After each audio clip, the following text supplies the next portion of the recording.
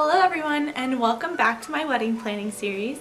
Today I'm going to be talking about our second level details as well as our communication strategy. So what do I mean by second level details? Well, in my last video I talked about the big details. I talked about our venue, our date, our photographer, and our catering. So these second level details are what I believe and Nathan believe come next in line as far as our priorities. In this case, it refers to our officiant, our DJ, our flowers, and our videographer. I'd say our officiant was the next thing in line that I was worried about. As neither Nathan or I are really religious, we don't want to have a religious ceremony. It is our own personal choice, and so we knew that it was going to be a little more difficult to find someone to conduct the wedding ceremony for us, not having a religious affiliation. When we began talking about it, we thought we would like to have someone close to us get registered and do the ceremony for us.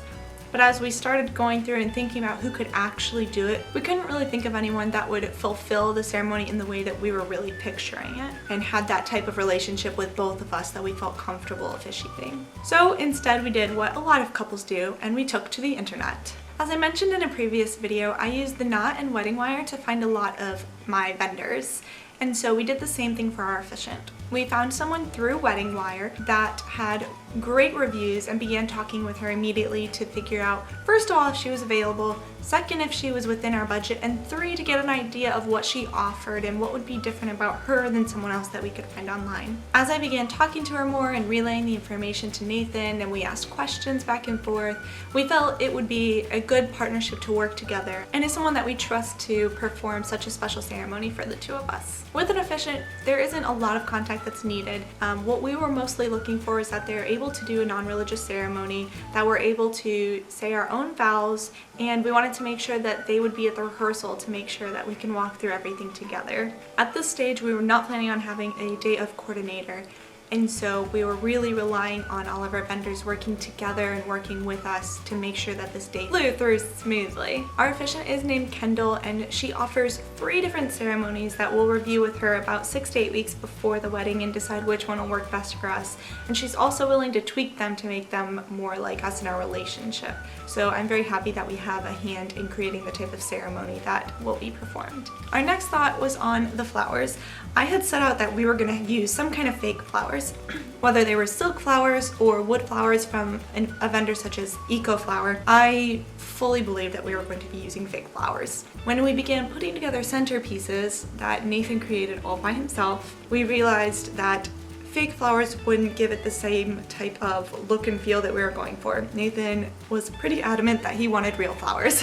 This put a hitch in our budget because everything that I had looked up and saw said flowers cost a lot of money, and I didn't budget for a lot of money. I budgeted just enough to have silk flowers, and even at that, not a ton. Very minimal, because we don't want to do a ton of decorating with flowers. I still hold that to be true. I don't want to do a ton of decorating with flowers. But we were able to find a company that's able to work with us and were extremely affordable. They actually came out to be less than if we had used fake flowers, and they're able to customize the bouquets that we'll be using. We went through the website Bluminous, which is a DIY wedding floral website, and so what they do is they gather all the flowers that we need for our bouquets, and they include step-by-step instructions of how to put them together, and they send it to us a couple days before the wedding. So myself and my bridesmaids, most likely, will be putting them together a few days before the wedding. I am perfectly fine with this. I am not worried about how they're going to turn out, and we're going to be using them for a day. I'm not super worried. So we were able to get a great deal and have real flowers like he wanted. Now these next two were considered and cut initially, but some changes happened that they're now included. One of those is our DJ. When we started talking about it, we decided no DJ, we'll plug it in an iPod, it will be perfectly fine. We can put on whatever songs we want and dance and have a great time. And this also made sense because a lot of people in Nathan's family don't dance, which is a major concern of mine. I want dancing at my wedding, and it scares me that they might not dance. But so we finally did decide to go with a DJ, as my mom and I went to a wedding festival and were able to get a great deal on a DJ for the day. And like I said, it'd been on my mind, but in the end we did decide to get a DJ. As I talked with Nathan after we went to Tony Robbins' Unleash the Power Within, we loved the vibe that was in there, and a lot of it had to do with the music. It really brought people together and gave this really high energy kind of feel, and Nathan started saying, you know, I want that for our wedding. I want people to be engaged and energized, and I think a DJ can do that. And so he kind of put the idea in my head, and I started thinking about it. I started researching prices because, again, we hadn't budgeted for this, but it's okay because both of us are stable, we can afford this. So finally one day I pulled the plug. I was at a wedding festival with my mom, and we were able to talk to a vendor that offers great DJ services for the day, and they were able to cut us a deal. So I signed right then and there. Also signed right then and there for a videographer. This was not discussed with Nathan. He actually did not want one at all, thought it was a waste of money. I think he still thinks that. But what I did was, instead of having a videographer for the entire day, we're only gonna have them record the ceremony, and it'll be a raw video. So we were able to get a really good deal because they're not doing any editing to it. They're only gonna be there for about an hour for them to set up, do the ceremony, and leave. And we'll have it in a few weeks after. And I think that's pretty important because that's the part of the wedding that matters, is the ceremony. That's the part that says you're going to be together for the rest of your life. You better like this. So I decided that my mom or myself are gonna pay for that. Nathan wouldn't have to worry about it. It doesn't come out of his part of the budget, but that way I still get the videographer that I want. Now moving over to communicating. As I said in the last video, we got our date in late November, early December, and right away needed to send out save the dates to our friends and family. As soon as we got the date, I went on Vistaprint and I used one of our actual engagement photos, so a photo from minutes after we got engaged, and made a photo magnet, save the date. Thankfully, we already had our guest list pretty much finalized, so I was able to order it within a week and send them out to individuals the following week. I am a planner. I'm a very type A person, so I want things to be in order on time, and so it made me very nervous sending out save the dates knowing that our wedding was 6 months away and we had a lot of out-of-town guests, which is why we rushed and made sure to save the date out right away. I'm thrilled with how they turned out. I love them. I look at it every day as it's on our fridge, and I'm really happy that we used Vistaprint for it because when we ordered it, they had like a 60% off sale. So for, I think it was like 60 magnets and 140 return addresses, something like that, it was about $40. Which I think is amazing. It's hard to get good deals on stuff, but Vistaprint always has amazing deals and they have great designs. So since we used Vistaprint for our save the dates, I started looking at them a few weeks after sending save the dates and began creating our invitations. I found a design on Vistaprint that I loved, but it wasn't in the colors that I wanted, and so I was able to play around with the tool and kind of lay our colors over the other colors that I didn't like, so we could have the same design and it could be in the colors that we like, and it fit our theme and the feel that we wanted to go for the wedding. So I created our invitation and I talked with Nathan, and he tweaked a few things that he thought should be one way and I thought should be another. We talked through the differences and figured out what would be best, and we ordered them, I think at the end of January.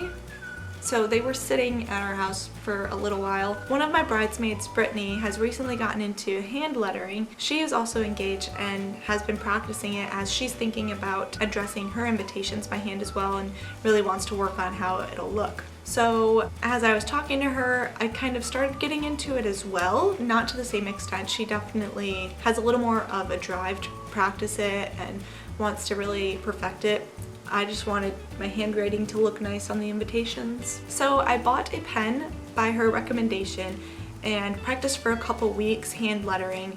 Eventually I addressed all of our invites. Now this isn't bad, again, like we're inviting about 125 people. That comes out to a little over 50 addresses. So although it was very time consuming as I wrote every name and address twice so I could make sure it was centered and looked correct, I'm very glad that I did. So ordered the invitations around the end of January, practiced my handwriting and wrote them throughout the beginning and middle of February, and then at the end of February I sent out the invitations. To a lot of people this is really early, but again, I'm a very type A person. I like things to be on time and everything to be in, and I'm just like really excited about this. I want people to see what we've been working on and what we've been doing, and I want them to get excited for the wedding, and so I think this was a perfect time sending it out at the end of February, beginning of March. We put a date at the end of April to have RSVPs in, so this gives us a little over a week buffer to call individuals that have not RSVP'd and get if they're going to come or not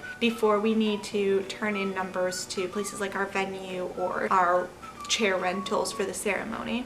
Included with the invitations, we put our wedding website. This one we went back and forth. I made 2 wedding websites, one on the Knot and one on Wedding Wire. Both of these websites had the same color scheme, they just had slightly different layouts because the Knot offers certain types of layouts, Wedding Wire offers another type. I personally liked the Wedding Wire website layout better than the Knot because the way that we set it up, we had all the tabs listed along the side and I felt like it was really easy to scroll through. You didn't feel like you were scrolling through 100 pages to get to all of the information that was needed, whereas on the Knot everything was like stacked for the most part, and that bothered me, and it bothered Nathan as well. But I liked some of the tools that the Knot had a little better than Wedding Wire. Now that we have committed to using Wedding Wire's website and I've gotten more into the tools that they offer, I'm a lot more comfortable with those tools at this point. I still keep the Knot up to date with most of our things, but what I've done instead is with Wedding Wire, we have our actual RSVP count of who has RSVP'd and what their response is. On the Knot, I have the same guest list, but I've put in what I think they will RSVP, so I have just an idea of our numbers so we can make sure that we're staying where we need to. So that's kind of an overview of our second level vendor details as well as our communications out to our friends and family. I talked about having a great time with our friends and family at the wedding and how we really want an upbeat vibe. So comment below and tell me what you think has been the best part of a wedding that you've been to. Until later, bye guys.